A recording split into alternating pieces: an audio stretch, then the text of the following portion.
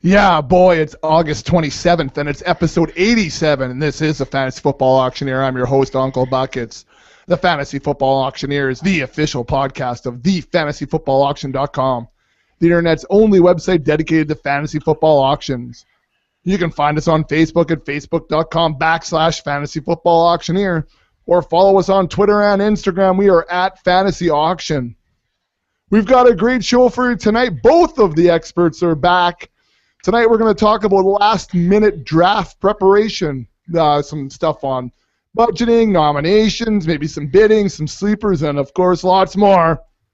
But, of course, our experts, they're always here.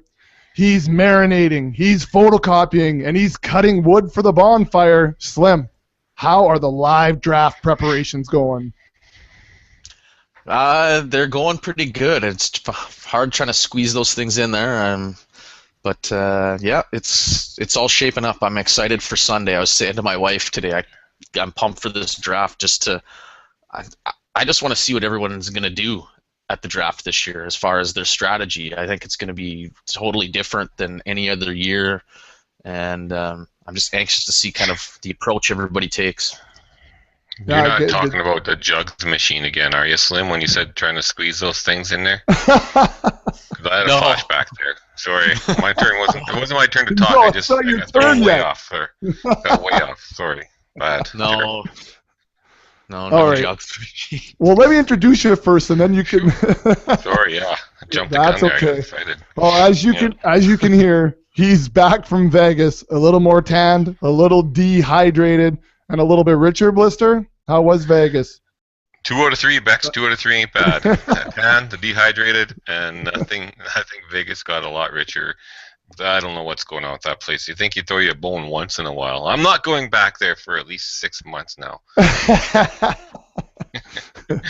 Well, maybe Blackbird will be better to you on our way down to the Vikings game. I'm due, baby. I think, you know what, I just keep thinking that if I'm not going to Hinkley this there, then hopefully my fantasy teams will pay out the mother load this year, so that's all that matters. You feel better about winning a fantasy league anyways than you do winning on a 3-card poker table. Whatever. There you I'd go. take it. I'll take on it my way down to wherever way I Hinkley. can get it. What's that? Blister, I'm in Hinkley tomorrow night, so any of our Minneapolis fans, I'll be the guy banging my head off of the table over there somewhere in the cards area going, why did I bet that? Anyways, so if you see me doing that... Hey? Yeah, well, I usually only have one room to share, so... I know. Well, that's only 3 weeks away too, pal. Watch it on the hot tub. Push over. And they all rolled over and one fell out. I'm sorry. Avert your eyes for 1 second. Bubbles in the hot tub. Anyways, it's a whole different... No one knows what we're talking about. Anyways, let's get on with this because the drafts are coming up soon and people are quickly going to the next podcast because they don't know what the hell we're talking about. So if you guys are ready, then I'm ready. Let's cock the hammer. It's time for action. So like I said, guys, we're going to have a good show tonight. We're just going to put some finishing touches on our auction draft preparation. So that's what we're going to talk about tonight. Before we get things rolling, just a couple shout-outs out there. First of all, I want to shout out to our sponsor, 2-time sponsors on the website, Gillen's Insurance. Just a little shout-out to them, and also to NWO, Blister Slim. I've never caught so many fish as I did yesterday. Yeah, they sent you out flying, eh? Oh, my God. My little guy, I swear, Hayden caught over 40 pounds of walleye yesterday. It was ridiculous. It was ridiculous. That's awesome. Anyways, it was an awesome day, so shout out to Vic Sr. and Jr. and the boys out there. Also, too, we just signed up for an affiliate partnership with Numberfire. So when you're on the website now, at our website, and you click on individual players, it's going to send you over to Numberfire for their profile and articles on them and that type of thing. So our buddy over there, JJ Zacharyson, is a head writer over there. So make sure you're checking that out. And Blister, I'm sure you're getting things wound up and ready for fantasy sports for you this year. So why don't you talk to the listeners a little bit about that before we get rolling? Yeah, I think. I think JJ's the editor in chief too at Number Fire now, so he's doing Yeah, well, that's right. I thought I and he's saw been the on our big show a title few on times. there. We're gonna have to have him back. He's been on our show a few times, and always full of knowledge. Love all the stats that they throw at you and all the numbers and crunching they do. I just love that. I wish I had more time to get in that in depth, but we don't I have to wish it because was your they do it full-time for us, job. for you all. Yeah. That's right. But back to FS for you, yeah, fantasy sports for you. We haven't talked a lot about it lately, but we've been affiliated with Fantasy Sports for You. It's a daily gaming site where really the football season is a big one. That's why we got involved, because of our football listeners, and we have a great program with them. They have other sports. I mean, I've been in baseball leagues all year. I played a bit of basketball. I definitely like the hockey, and I always like to try to get my name on their leaderboard. They have leaderboard challenges if you're going in the daily or weekly pool. At anytime you get a win, you get points on their leaderboard, and they usually throw cash prizes out on their leaderboard as well. But what, of course, our listeners care about and what we care about is they have weekly and well, it's basically weekly fantasy football. So it's a salary cap. So it's kind of, in our minds, kind of like an auction. I mean, you have to get your team made up and within the salary configurations that they have on there. But you can play against head to head. They have some little leagues on there. Right now, they don't have obviously all the weekly games up there, but right now they do have a Survivor Challenge up there. And the Survivor Challenge is you're picking 5 players: a quarterback, receiver, tight end, running back, and a kicker, and those 5 players have to amass 50 fantasy points the week that you pick them. And it's a Survivor Challenge, so once you pick somebody, you can't use them again. So eventually you'll get down to a winner, and they have some good prizes on that. I think right now there's about 15 or 20 people signed up. You can enter 10 times if you want to, but each time obviously it's I think it's only $10 entry. But then they have another league on there right now. They're gonna draft this week sometime. It's $100 redraft league. It's not a keeper or nothing. It's just for this season. They got some great prizes on that one. But it's a lot of fun. And the best part is, and I'll let you explain this a little bit better, Bex. But the best part Yeah, you about bet. playing on FS for You is they match your deposit like nobody else. And because if you go through our link to them, you'll get one hell of a match play. I'll let you explain that a little bit better, Bex. You're better at that. Well, if you go over to the website, our website, thefantasyfootballauction.com, and click on a Fantasy Sports for You banner there, or you go to the FS for You site. It's Fantasy Sports for the number 4 and the letter U. On the top of all their pages, you can see our banner there, and it'll click you through to our affiliate link. And the reason why that's important is because they will match 100% of your first deposit up to $50. So what that means, I mean, we hear it on FanDuel and DraftKings and all that, where they do 100% match, but your match trickles in at a 4% per entry fee rate. So you'd have to spend, let's see, if you did, I think it was $25. If you put in $25, they'd match at 25, but you'd have to spend close to $500 in entry fees to get your $25 back. So with our affiliate code through Fantasy Sports for You, you put in 25, they put 25, you could spend 50 right there that first week if you wanted to. It doesn't trickle in. It's like cold hard cash. So it's not a bonus. It's actual money for you to gamble with right away. So that's clicking on the banner on their site or on our site to get you through there. So yeah, I know it's a good site. It's small too, which is nice. You don't have those giant tournaments where the guy picks everybody from the Raiders and he ends up winning $1,000, which no one should ever do. When you go to Fantasy Sports for You, it's a smaller little site, so you can capitalize a lot more because there's not as many people playing. And I mean, the money is still there. There's good payouts. It's fast. It's quick. You do everything through PayPal if you want. So it's that's another thing that everyone's always pushing is a fast payout. And Blister, you've been paid out by them many times. Any problems with the payout? Never a problem. No, they're great. I've played every sport, whether I wanted to or not. I found myself getting into them, and so I do quite well in hockey. I hope to do well, and I've been doing pretty good in baseball for the amount I play. I don't play as much as some people do, and football, golf, everything, even basketball last year. I really, that's probably one of the sports I like the least to gamble, to play, or to watch, unless it's NCAA. But other than that, it's fun. Like I said, if you want to get your feet wet in daily fantasy, it's great because a lot of people get sucked into those big money tournaments. It's just like, you want to win the lottery, you want to hit it big, but I mean, the odds in there, there's so many people that play them. It's great money, but it's tough, really tough. And if you're new, it's tough to go into them and win. But in reality, is the way to make money in those things is it's kind of nickel and diamond, but you play head to head a lot of the time. If you go in a $5 tournament against another guy head to head, you only win 9, but you keep doing that and keep doing that. It's fun to be in the game. It's fun, and maybe after a couple months you cash out a few $100 or whatever. It's honestly the way to go. I bought a few nice things with my winnings so far. Yeah, well, I was just gonna say, like, Blister, you play a lot more than I do, but I started to get into it at the end of the year, and I think this year now I'm gonna really kind of focus on it a little bit more, just because I think there's money to be won, like you said. Listening to some pods this summer, a guy that I follow quite a bit on Twitter, Davis Maddock, he plays a lot of daily fantasy, and he's got lots of good strategies. And one thing he always says is you want to avoid the whales when you play on daily fantasy. And the beauty, like you said, Bucks, is this site, there aren't any. It's new, so you can actually, in essence, kind of become the whale. If say you wanted to deposit $50, they match it. Now all of a sudden you got a $100 bankroll.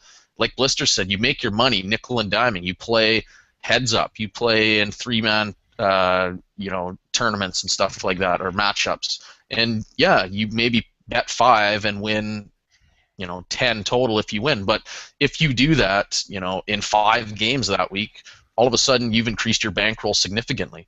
And there's going to be swings. You're going to go up and down. But I mean, if you're smart and you stay small, you're going to probably end up on a winning side. So you're gonna win money there. And like I said, there's no whales there. There's no guys on there that do this for a living on this site. Come and be to the me, whale. that's the edge. That's the edge. I mean, it allows, if you do a lot of research, but you're also going to work. You're not sitting at home all day doing it. You can still take advantage of the site. Blister's proof of it. I know I've bought half the furniture in my baby's nursery because of football winnings. So, I mean, I'm proof of that too. I don't know.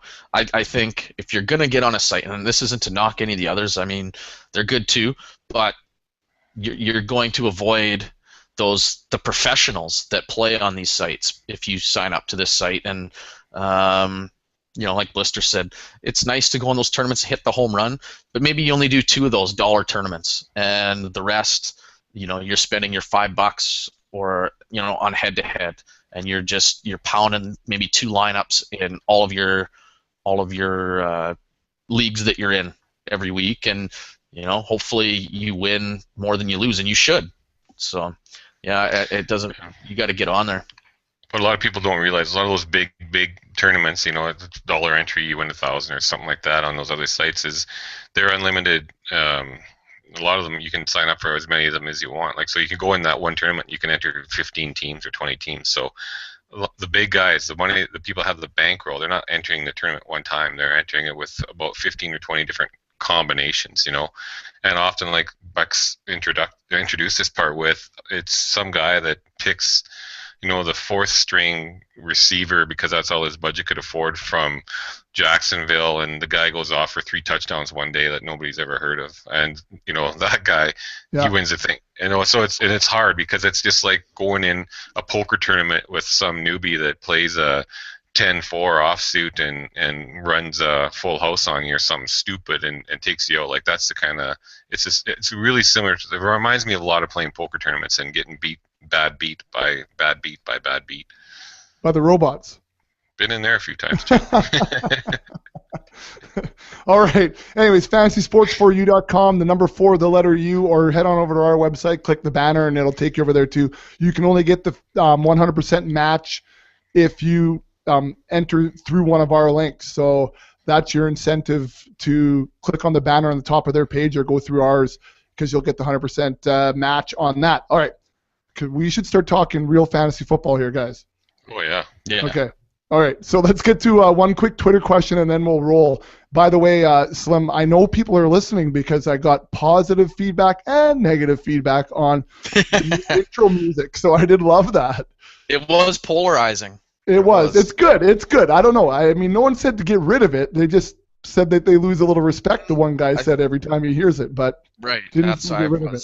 Yeah. Anyways, let's go to segment. What's that? This is a interruption, sorry, but you just picked up Rashad Jones, the guy I dropped from Miami, IDP. Sure. You're a jerk. He's suspended for 4 games. You know that. Okay. It's a dynasty, eh? Blisters line against the dynasty. Oh, it's a dynasty. Didn't think anybody would notice that. I was going think I to try tried to pick it back up. I think I offered him in a trade for you, and you shot it down actually before. Well, he was the best guy I had at that position until he got suspended. So I just kicked him to the curb. There you go. Anyways. All right. Anyways, another man's segment number trash 1 is another treasure. That's right. Twitter and email questions. We call this new title for this segment, We Just Got a Letter. All right, so you can tweet us at Fantasy Auction, email us at footballauctioneer@gmail.com. This one's coming from at Coach Pow. Maybe it's Joe Pow. I don't know. Anyways, we see him a lot on there. I'm just doing a Canadian football joke for you. Anyways, his question, Slim, we'll start with you. Would you trade Vereen to get Hilton in a half-point PPR? No, I wouldn't. I mean, I'm high on Vereen this year in a PPR. I get that he's had some injury history, but you look at the numbers last year. In 8 games that he played in, he had 47 catches, and in 16 games that Hilton played in, he had 82. Yeah. So, I mean, Vereen was on pace to have more receptions than Hilton, and then you had to add in the rushing stats. So we've talked about Hilton. He's kind of that ultimate boomer bust. He's not really a guy I'm high on in terms of relying on in a fantasy team unless I'm in something like a best ball league. So I get that there's injury concerns with Vereen, but, I mean, you saw what he can do in that last preseason game, and he had a pretty sweet first half. And, I mean, even if you look at the games he was in last year, he was productive. There was in PPR leagues, I think he had a few games where he was over 30 points. So I will definitely take that from an RB2 or maybe a flex running back. Blister, what about you? You take the trade? No, I'd stick with Vereen. I think I like Vereen better. He's got, T.Y. Hilton's one of those home run hitters that, blows up every 3 or 4 or 5 games maybe or something like that, but then he has some quiet spells in between. So I don't think whether it's any format, I think the best format for TY is a best ball format where you don't have to set your lineup and they take your best guys every week and you have 6 or 8 receivers there, and every once in a while he contributes. But I just think Vereen has, he's going to get a lot of catches. He's going to be a focal point of that offense, and his workload could, if he stays healthy, his workload could be the busiest back there with Ridley. Who knows what's going to happen with Ridley? I mean, he's on the roster bubble, depending on what you read now. So I think Vereen, that offense is the one I'd want to have. All right, and like we say, you have to win weeks to win the year, so you don't just go by the end of the year points. And where Hilton, he does that to you, right? You go, oh, look where he ranked last year or whatever, and week to week, it's tough. He'd be tough to own. Anyways, all right, so that was a quick little Twitter question. Let's just slide into segment number 2, guys. Segment number 2 is the fantasy football buy or sell. So in the buy or sell, we go through some news items and we ask our experts whether they're buying or selling, the relevance of the news item. So Blister, we'll start with you. Wes Welker has been cleared to travel with the team, but like we know, the Broncos wide receiver is recovering from a concussion. He hasn't been cleared to play yet, or for contact yet. He's wearing this new helmet with all this padding, and he took a hit to get his 3rd concussion in the last 10 months. So, Blister, Blister, buy or sell? Wes, is just not worth the risk this year. I'm going to buy it for the price he's at right now. I mean, I just took him in a different draft in a different situation, but in our auction, what we're all concentrated on, $18 is kind of the auction value we have him going for. Now, he could go for, in any given auction, a few bucks more, a few bucks less, but I think if you're going to, I like the thought of having Wes Welker, a healthy Wes Welker. He'll get a lot of targets there. He'll be a big part of that offense. It's such a high-powered offense, but I don't know what the safe dollar value would be to acquire him. Like I don't think I'd even be comfortable right now spending $8 on Wes Welker. I'd like to have him. I wouldn't be surprised if he's cleared and plays week 1, but I would be surprised if he lasted the whole season. I'd be surprised if he was still playing halfway through the season. I don't think he can afford another concussion and continue to play this year. So I really think he's a gamble that is just not worth it.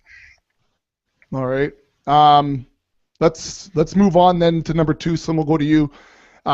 Josh Gordon's camp is considering a lawsuit. So right now, attorneys for the Browns wide receiver are considering a lawsuit against the league that would include seeking an injunction to put the 1-year suspension for violating the league's substance abuse policy on hold while legal process plays out. That according to Fox Sports.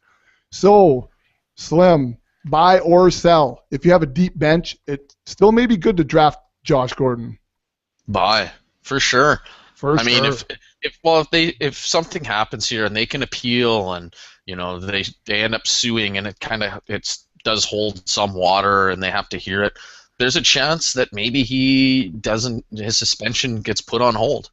And if you can get any kind of games out of him, then he's probably going to be a value in your draft. If I've got all my starting wide receivers and if Gordon's still sitting there and I can get him for a decent price, I'll take him. I think a decent price even is still somewhere close to $10 even. If I could get him for $7, $8, I'll do that. I'll roll the dice. I mean, like I said, especially if your wide receivers are full, your starting wide receivers, typically, you're going to end up with kind of a crapshoot guy as, say, your 4th wide receiver or something like that anyway. So, I mean, if he plays, he's going to be phenomenal, or chances are he will be. So to me, it's worth the risk. And if he doesn't, oh well, you hit the waiver wire for the next flavor of the week, and that's your new wide receiver 4 that you use on a bye week if you have to, or as an injury replacement, whatever. So, yeah, to me, it's worth the risk. All right. Well, and I put the caveat of deep bench there too. I mean, I don't know if you're running a 5-man bench or something like that. Do you really run the risk of holding that guy on your bench? But even for the start of the year, it's not going to hurt you. I mean, when bye weeks roll around, you'll probably know by then what's kind of happening, and then you can make your choice. Either he's playing or not, and if he's not, then you're going to cut him, and if he is, then you're going to cut somebody else. So, but yeah, I mean, I think it can't hurt for the first couple weeks of this of the season. I kind of think of it like as a cheaper version of, say, Gronk last year. We didn't know when he was coming back. We knew he was coming back. The thing is with Gordon, we don't know that. But it was, how much am I going to spend just to stash a guy for that moment when he does come back, whenever that is. And depending on the type of person you are, I mean, you might decide you really want to roll the dice and hit that home run, and you might spend to do it. But okay. All right, third item, Blister, coming to you. Allen Hurns leads the NFL in preseason receiving by a lot. The Jaguars receiver Allen Hurns, an undrafted rookie out of Miami, has caught 13 passes for an NFL high 230 yards and a score in 3 preseason games. That's 45 more yards than any other player. He's averaging 17.7 yards per catch. Blister, he's a big dude, 6'3", 195. He caught 7 balls for 113 in a score against Detroit on Friday, and that was mostly against their number 1 defense. And I know that you've been buzzing around the internet now, Blister, looking for him, and Slim, I see that he's just been picked up on the waivers in our dynasty for $26, actually. Yeah, so did I, for $2, I think. Anyways, Blister, buy or sell. Hurns may go for more than $3 in total this weekend in our auction.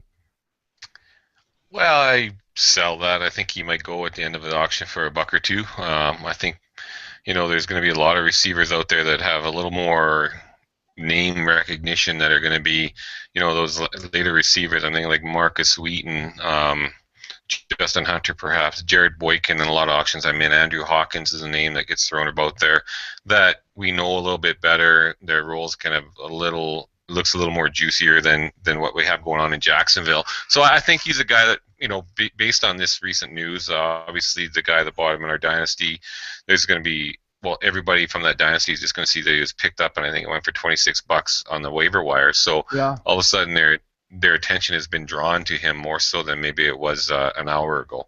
So because they are going to get that email, so there's a good chance he will go. I think it'll be a late round pick or a flyer for a buck. I don't think he's going to be a guy anybody throws out there too early on thinking they're going to suck up any money or anything. So yeah, I'm going to say a buck. Okay, there you go. So that was fantasy football buy or sell. Guys, we're going to move into our third segment now when we talk about our final draft prep. I don't have any big title or music for it, so we're just going to move right into it. Dun, dun, dun, dun. Anyways, so most big drafts are happening this weekend, guys, and we know that the three of us are getting ready for our quote-unquote big one on Sunday. And so I thought it might be interesting just for our listeners to hear what we're doing as we walk through these last few days getting ready for the big draft on Sunday. So, Slim, I was going to start with you. Just right now, seeing as it's Wednesday the 27th and we draft on Sunday, we're a few short days away from the big draft. What are some things you're doing right now to get yourself ready and prepped for Sunday? Well, I'm going through my tiers. What I'm going to do is I'm going to start, what do you want to call it, highlighting or whatever. I'm going to start looking at players in each of these tiers that I really want to target and guys maybe that I really don't. I want to know, without a doubt, when I hear a name, guys that go for similar value, Right. and where I should expect this guy to go, like what his price is going to be, so that I know if I'm getting a value or not. Especially if there's a couple guys in this tier that are already off the board, you can really predict and say, okay, I think this is what's going to happen, but also I know the guys that maybe I want to nominate, guys that I maybe want to stay away from, guys that maybe I want to hype up to other guys when we're sitting around for that hour before the draft. To me, this is the best week before your big draft, whatever the one you kind of hold on the pedestal. This is where you can start to mess with people's heads. And we're lucky where we kind of have a medium to do it. We have a podcast. There's a few people in our draft that listen to it. And yeah, I mean, so our opinions kind of go to them without us even having to talk to them, really. Right. So you can really, we kind of joked Michael about Floyd? it. Sorry, Hey. like that, like for instance. My fantasy boner player? Yeah. He's the man. Anyway, sorry. But yeah, I mean, you can start the mind games a little bit here. To me, that's just as important as me prepping because, quite frankly, I've prepped for months. I know my prices. I just want to do the fine-tuning now. It's like studying for an exam. There's the guys that cram, and there's the guys that, prepare months in advance or weeks in advance, say if it's a final exam or something in college. And they do little bits every day, but by the end, they know their stuff inside and out. And that's what, if you want to be a very successful fantasy player, that's what you have to do. You got to do a little bit every day, read a little bit every day, listen to a pod every day, whatever it is. But by the time your draft rolls around, you're an expert. You really are an expert. You could probably sit on one of these pods and wax on with us about anything, right? And you'd never tell the difference. So, I mean, I'm just doing a little bit of fine tuning, going through, making my last minute adjustments, looking at my budgets, making sure there's guys. I'm reading all the news that's out there, paying attention to what's going on, depth chart battles in training camps, guys that are going to be cut here maybe. I personally like going and reading as many of the beat writers for all the teams that I can because they've got their ear to the ground on camp battles Right. more so than anybody else, and that's going to give me maybe these high upside, deep roster guys that I can get for a couple bucks in the end of the draft. And it's going to make my bench have much more upside and hopefully be more productive than most other benches in my league. So that's kind of where you are right now, is reading some of those guys and getting everything kind of ready. I mean, yeah. I try and read, honestly, as much from the beat writers and find as much stuff as I can, more or less all through the preseason, kind of after every preseason game, just to find out who looked good, maybe who's playing well in training camp. I'll use somebody like DeAndre Hopkins for an example. He's kind of a bigger name, but if you look at what he's done in preseason games, it's next to nothing. It's been Right. bad, but by all camp reports, he's been an absolute stud in training camps. Now, will he translate that to games? We have to wait and see, I guess. But if it's between him and a couple other guys, I can get him for a couple bucks late in a draft as my wide receiver 5. I'll take a flyer on him. To me, he's got more upside just because he's showing it, at least in practice, versus maybe other guys that we're just going on name value alone. So Stevie Johnson, for example, or something. Well, yeah, he used to be good, and maybe he goes for a similar price than DeAndre Hopkins, but he doesn't have close to the upside that Hopkins has. So it's just an example of things that you won't see if you watch the preseason games, but that are actually happening behind the scenes. And if any bit of information you can get it's going to put you in a better position. All right, that's good. So that's some of the stuff Slim's doing, who made it to the championship game in our big one. I won't get into how that resulted, but everyone later. knows how it went. Yeah, I know. Anyways, Blister, what are you doing right now? I know. Trophy already before I give it to you. Yeah. Hey, I think I've been quite humble towards it. I think there's a lot of other guys that would be rubbing your face in a little bit more. I haven't pissed on anything. Don't worry. Actually, the trophy. You know what? I feel bad. I'm not even gonna have it there. It's not. It doesn't look like it's gonna ship in time. So that was my fault. Right. I dropped the ball and didn't order it. Whatever. You Stephen Ridley that is what you're saying. Sorry.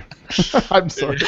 I don't know. No, hey. Could I get a rim shot on that? Yeah, thank You're you. the sound effects guy. You can do whatever you want. Yeah. Blister, what about you? So you're in Vegas. Did you get much work done there? And what are you doing now that you've been back to get ready for the weekend? Blister? Oh, Blister. Is he on mute? We lost him. Hopefully he comes back. I guess we'll just tie into me then here. Well, yeah, you go. One of the big things for me right now, I haven't been in this situation as being a defending champ. This is a new position, and I'm actually starting to feel a little bit of pressure towards it because you got to do. I can't come out of this and not make the playoffs at the very least, right? So I got to figure out something that we're going to do here that's going to at least keep me in the hunt. And last year, that's all it was too, right? And the goal is to make the playoffs and then do the best from it there. And both of us slunk our way into the playoffs and then work some waiver magic and all that to move on. But right now, I'm feeling the pressure about it. So I'm battling right now what my first strategy is going to be, Slim. I'm not 100% sure which way I want to go just yet. And I know that seems weird with the draft coming up and we would talk about it over and over again, but just one day when I think I got it, you know what, this is the way I'm going to do it. I'm going RB heavy or whatever. Then the next day I wake up and I'm like, you know what, maybe I don't want to go RB heavy. Maybe I want to go receiver heavy because that's kind of, and I'm still tossing it back and forth, but I think that that's a good thing in that I'm going to be solid in the situation when that comes up. You know what I mean? Like, me, I'm targeting a couple of guys, and typically I won't spend $1 more than what I've budgeted for them, but I'm going to be able to quickly move to the next scenario because there's a couple, I think, pivotal guys. If I don't get this guy or that guy, then I'm going into this mode. You know what I mean? Does that make sense to you? So totally. I think I'm kind of in that boat right now as to where do I put all my eggs, I guess. And I'm still not 100% sure, and that's not just me doing gamesmanship right now because you guys are in the draft with me. It's legit. I'm not 100% sure which way I want to go, but I'm actually kind of, even though it feels awkward, I'm still good with it because it's going to give me the opportunity to make the quick move if I need to. No, and I think if I was a betting man, I say that you're going to end up going with some higher priced RBs, with nothing wrong with that. But yeah, and And I also, if I'm a betting man, I would say that you're going to spend a little bit more. This will be the year that you're going to drop a couple extra bucks on a guy if you really want him. I really feel that. But Yeah. Well, and I that's mean, neither here it's nor just there. because, That's just but how the I'm idea, right, is because, yeah, we've been talking about that, right? And I'm known as that guy. And you don't want to be known as any guy. You want to be in there with the poker face on. And so that's, I think, part of what I'm doing right now too, is trying to figure out how to shake it up a little bit. And when we get into that draft, I want to, I think, be in a situation where guys are like, whoa, I wasn't expecting him to bid on Dwayne Bowe, or no, that's right. or a Raiders wide receiver, or Well, and this is where, I mean, we get a lot of questions about guys wanting to know, what do I do? Should I spend this much on these three guys? And I just think if that's your mentality going into the draft, where you're just saying, I want these players and I'm going to get them,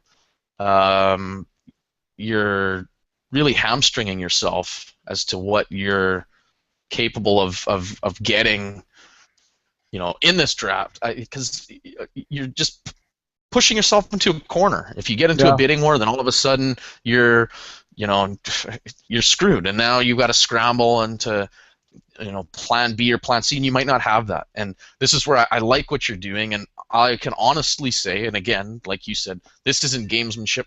I'm going in with a few loose budgets, knowing if things go this way, I know what kind of team I'll kind of have. If things go this way, I know what team, but nothing concrete, because I will literally want to sit there for the first round and maybe just see how things are going to go. What are the prices of guys going?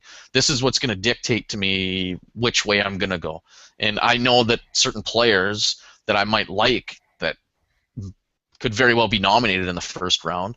And if they are, then I know what I want to spend on them, and that'll also help me dictate. But I mean, if guys are going for way more than they should, then I know that, okay, I know kind of I'm throwing this budget out, and I'm going to go with these couple. And we've talked about it so many times. It's the flexibility and everything, but yeah, I'm kind of going to try and take it to the ultimate flexible strategy by not really having anything.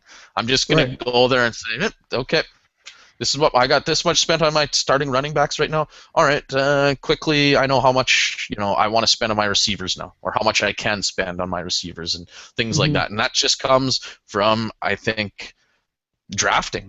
The more drafts you do and the more different strategies you do, the more you memorize what these different budgets kind of look like, and you know what you can kind of spend on every position. So Blister's back. What he was probably off doing some more fantasy research, I think, is what he was probably trying to do there. Blister, you're back. What are some things you're doing? I don't mean right now during the podcast, but what are you doing right now to get ready for Sunday? That probably is part of the problem with me. That during the podcast, I am still doing too much shit. Right now, I'm in 2 live drafts. They're slow drafts, but I've got one last pick. They're both on FS for you.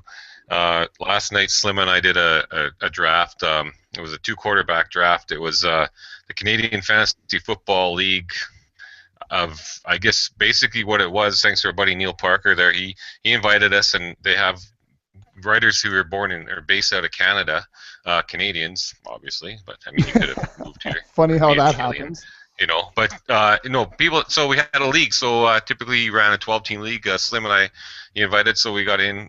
So we got into it. It was a 14-team league, 2-quarterback league. That was kind of neat. I mean, all these little things are kind of neat, just to see. It was a snake, but just to see where, how the value. I mean, you can translate value in different ways. They always talk about value, but which round players are going in. And I have these 2 going on. I have an actual auction draft with fan Jeremy, good follower of ours.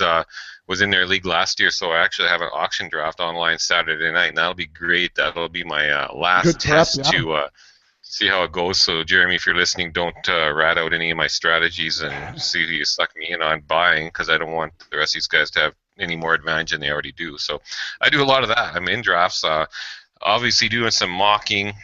For me personally, though, with some of the little details, I'm updating my ranks and my tiers.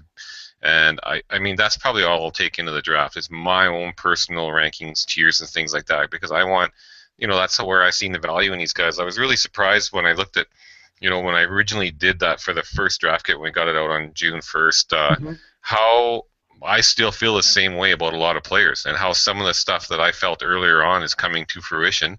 In most cases, as I said to Charlotte, it's going to take me a while tonight. I got to go through every team and update who I think is going to be this and who's going to be that. And really, I only changed about 3 names out of the whole AFC. So I was pretty happy with that. And right now that it's cruising right along. So, but I do like to take a look at guys like, for example, Wes Welker.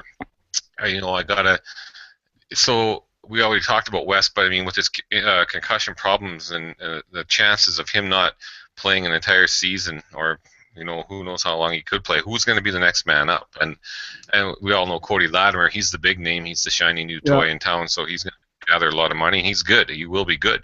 I just think that first dibs is going to be Andre Caldwell, and I grabbed him tonight. So guys like that, you got to kind of keep those guys in the back of your mind, because right now, if we were doing the auction draft today, Latimer would go for maybe $4 to $8 perhaps, but Caldwell's $1, and he might be the guy that gets more looks. Guy like Kenny Stills, I've got him on about 15 teams right now, and right now I don't have a lot of faith in him. He hasn't been able to stay healthy the whole preseason. He's got Cooks there, who's everyone keeps raving about him. So, and I think Marcus Colston's in line for a better year because he's healthier. And I think when a push comes to shove, if he's healthy, he's probably Drew Brees' next best target after Jimmy Graham, or most favorite. So you got to take a look at all these type of things when you're going to adjust your rankings. And I like to make little notes. But one of the most recent things I'm doing too, I think it's quite important, is if you're looking at streaming any particular position. So you're going to go low budget quarterback or tight end or defenses or whatever. You got to really know that there's no sense drafting the guys that have the same bye week.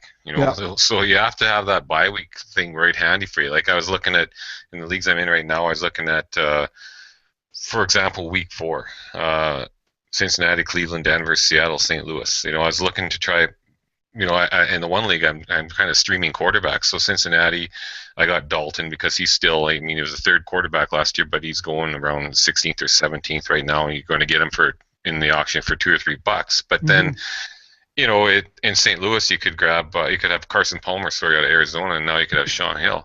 And all 3 of those guys wouldn't be bad streaming options, but they all have the same bye week. So, in week 4, you need to have something. So you have to take a look at that. Same with tight end.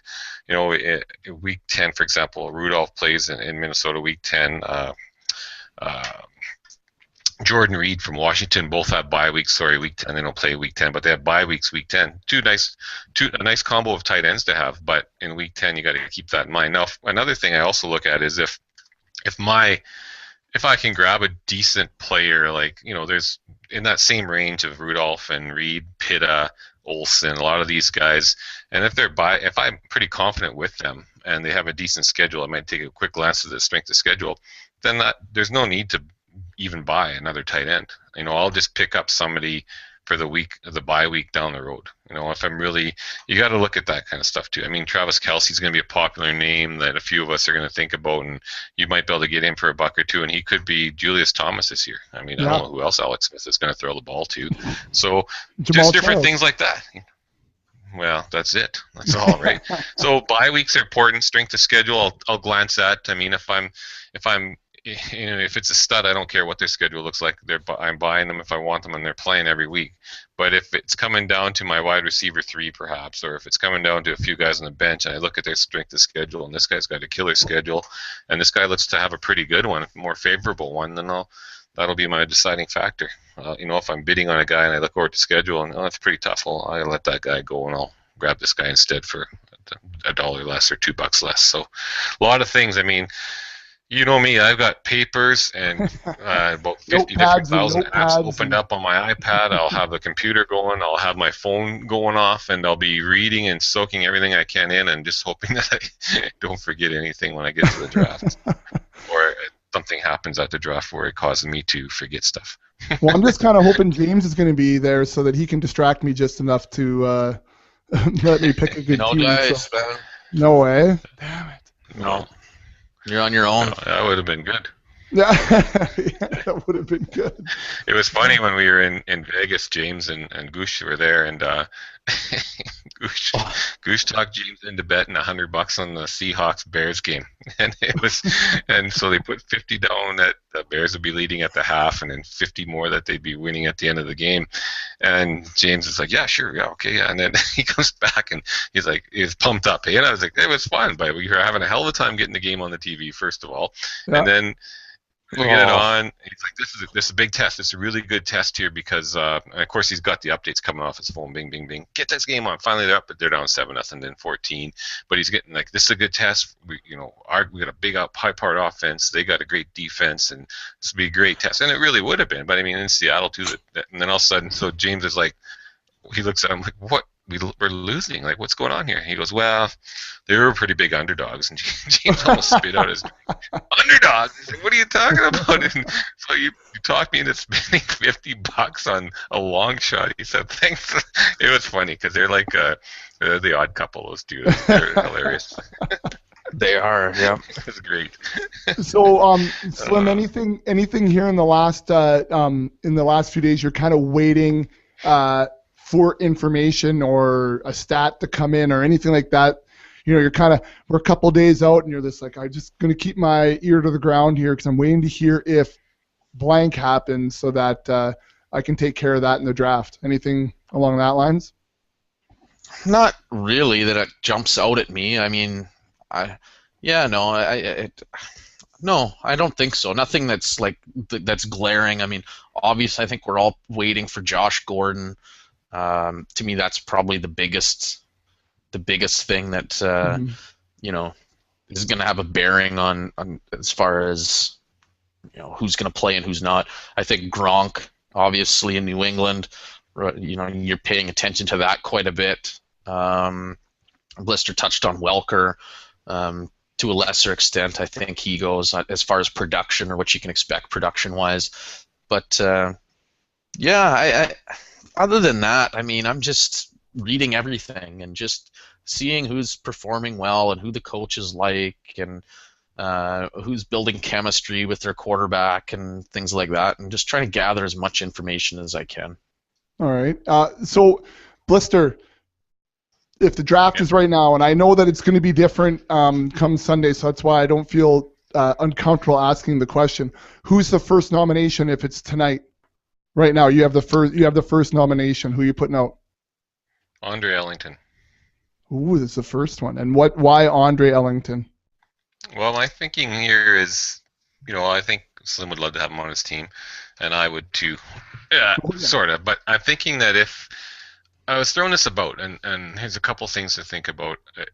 That McCoy is going to cost $60-some probably, and Charles and AP and them guys, and people are going to pay for it, and people know they're not going to pay for it, so that's going to be pretty straightforward. So if it gets down to the point where everyone's got basically what's going to happen is some people will be filled up with RBs, and then some people won't have any yet. And now Ellington comes out and he's the best player on the board, and because they haven't spent any money, they probably very much Ellington now, a guy that probably would go for, let's say, $30, but nobody spent any money. It might cost you now 38.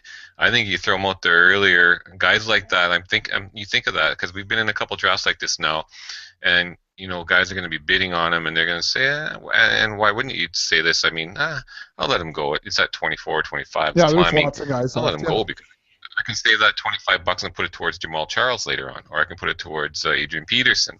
So I'm thinking that if he's out there when he's not the best player available, his price could be cheaper because people might claw back some dollars for the big boys later on. And another guy, like if I want, for example, if I want Rob Gronkowski and I have a price range I want to buy him in, I'm going to get him out there early too. Because if I know I want him, I want to get him out there. And if I'm willing to pay $20 for him, for example, and he starts going for closer to 30, then I know, well, okay, now I know I got $30 more that I can now focus on my wide receiver 1 or 2 or my RB1. And if I get him for under what I budgeted, then I got the guy I wanted, kind of thing. So it's a strategy. Like I've never been a guy. It goes against everything, right? It goes against everything you read, like all those how to auction, right? Nominate guys at the beginning that are big dollar values that you don't want, or nominate a kicker. Like that's set what him up and knock him down, right? So you gotta I mean, not that we'll do this because I opened my mouth already just now, but I mean, you do something like that. I mean, but people are gonna even be thinking if they hear this now, go into Sunday, they're gonna start thinking, yeah, well, you know what, it's something about hearing it, and there's something about really doing it. And Slim and I Yeah. kind of did it because we've been in those fan leagues where things didn't go like a lot of them do, where all the big names go, right? And it did make our teams look slightly different than they have in the past. I think mine does. So So, I don't Slim, know, what got a about couple you? ideas. So yeah, well, I mean, and I like it because it's something different, right? And that's why people are listening to us rather than reading the one-page article, because the one-page article does say that. It'll say, Mm. you don't want Peyton Manning. You put Peyton Manning out first, and that's the only thing you do in the first couple rounds is throw out big-name guys that you don't want. Slim, are you And then there? before, yeah, Yep. then before you know Okay. it, people did spend their money, but then before you know it, there's going to be out of the 12 guys, let's say, all the big names are gone. There's gonna be four guys sitting there with between 160 and $200, we'll say. And those guys potentially they got a lot of money, right? They haven't spent much because the big names are all gone. So all of a sudden, you're getting into a bidding war with them guys for the mediocre talent, the RB2 talent or the tier 3 talent even, and suddenly their cost is going to go up a lot. So there's always going to be guys, no matter what happens in the draft, that are sitting on some money. And Yeah.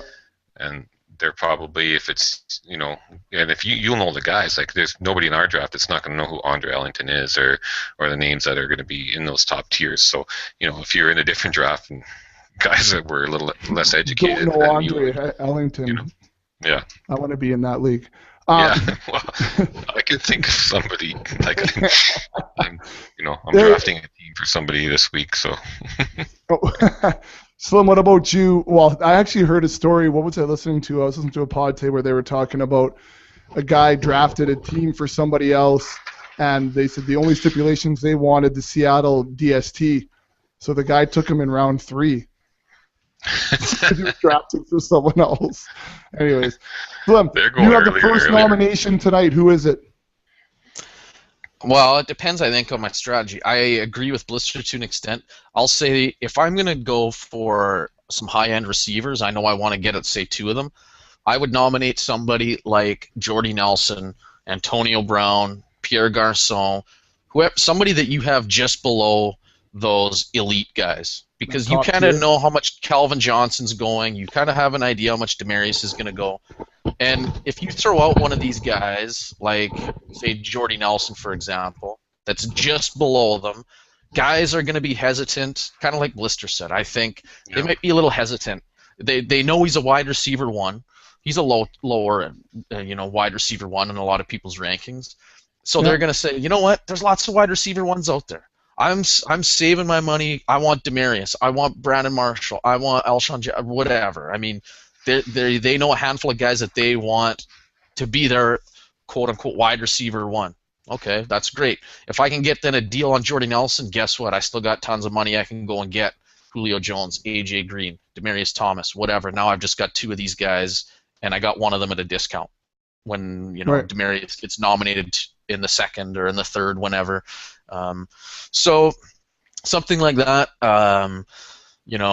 Again, if I nominate first, I still don't think it's a bad thing to nominate Peyton Manning. I really don't, or Aaron Rodgers. I know it's the cliche thing to do, but I think it's going to get out, $40 worth of money, and I have no intention of spending that on Peyton Manning. So, I mean, like I said, I know it's cliche, but it's gonna force out money. Another thing I would do maybe is, again, it'd be somebody like I would nominate somebody like Gio Bernard maybe. To me, he's a barometer kind of player.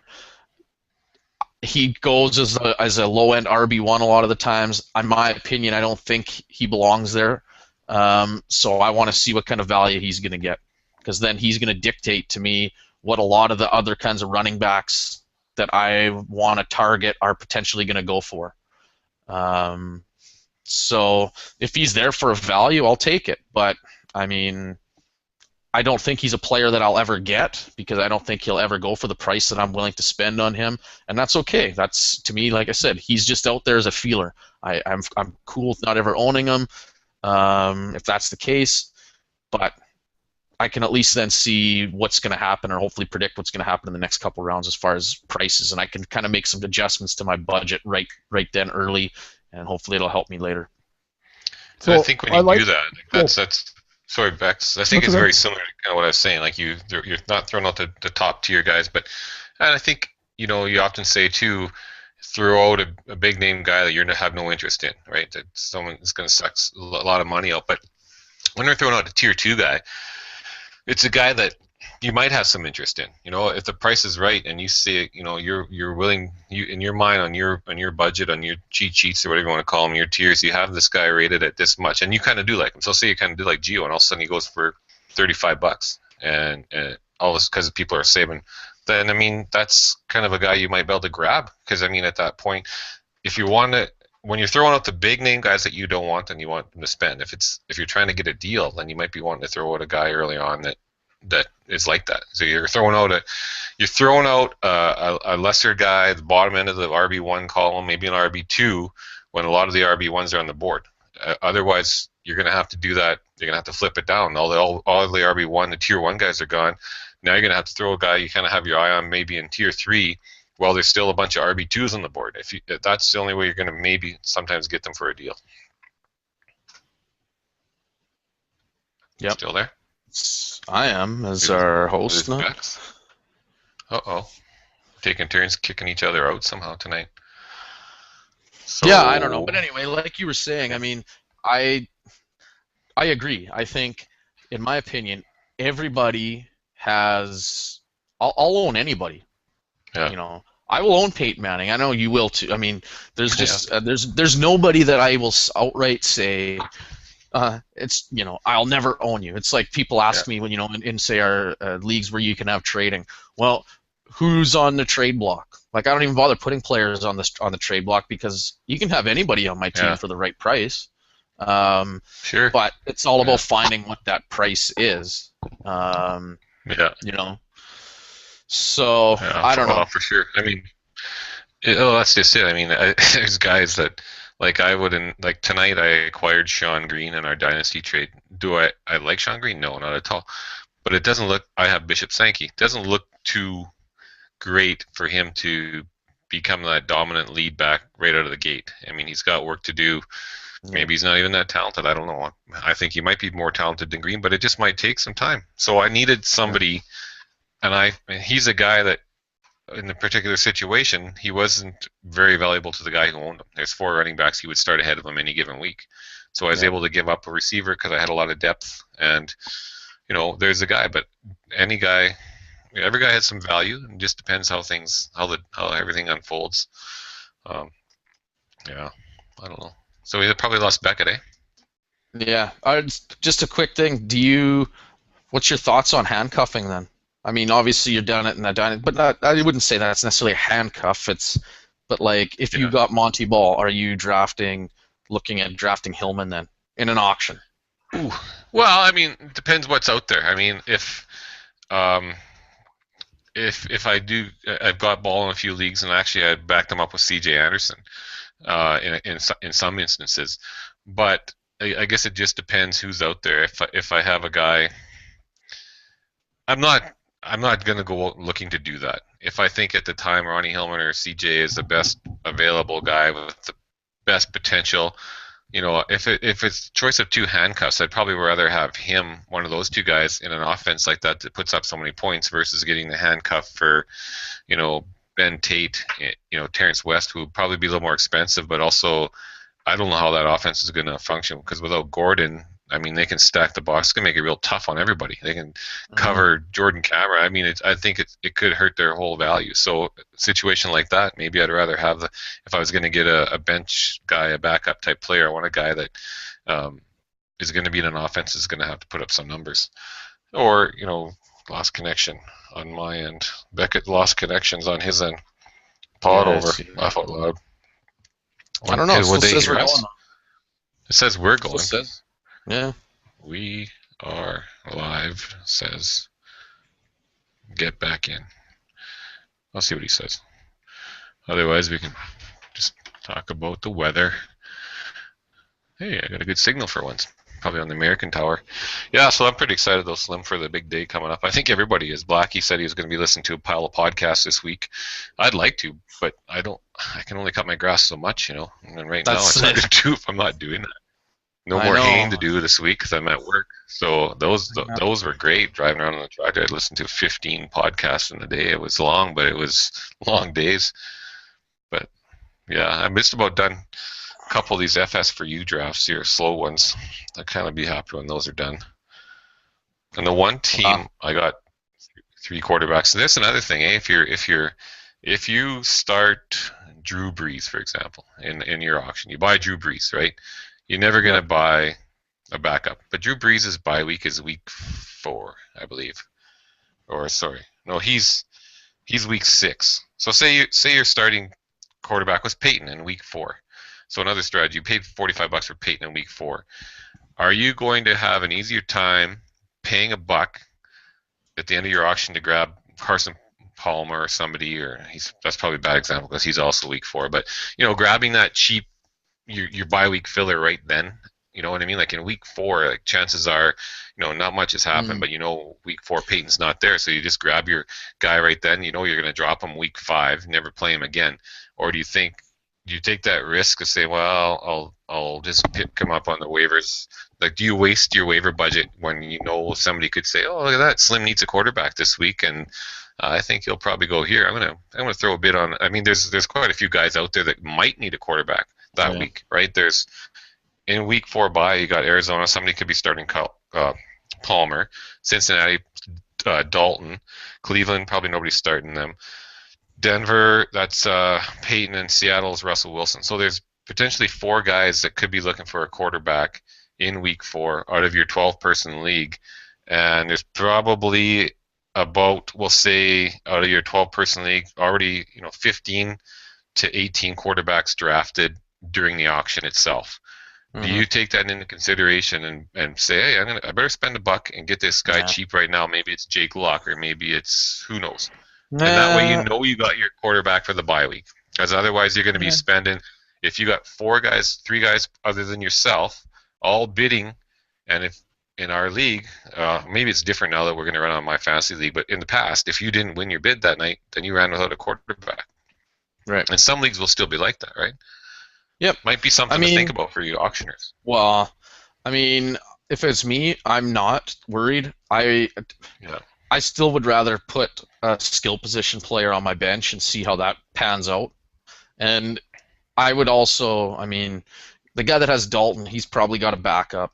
He's probably streaming. The guy that has Palmer is probably streaming. They already have their QBs. You might only be having to pick up against one more guy. But and then, I mean, typically, I'm looking kind of 1 or 2 weeks ahead as well. Like maybe week 2, I pick up the quarterback that I want. Once one of these pluggers that I drafted late in this draft don't pan out, which usually does happen when you're spending little money on your bench. But so yeah, 56%. Okay. 56% of the team you draft will be what you have left of your original team. That's the average stat there. Like for all players? Or starters? So 56 of the draft. Well, take the marbles out. 56% of the roster you draft on Sunday will be 44% of that roster will be gone and changed by the time the season ends. You'll switched it over. Yeah, I could totally see that for sure. That's how my teams go anyway. You know what?